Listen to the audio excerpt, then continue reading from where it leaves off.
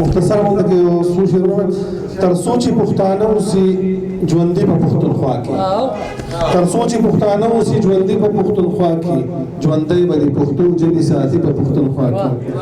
او دا ستا بچي ونه وایي پښتو چې در په در دي په مخ د دنیا خوار دي لوس لغړ دي او نهر دي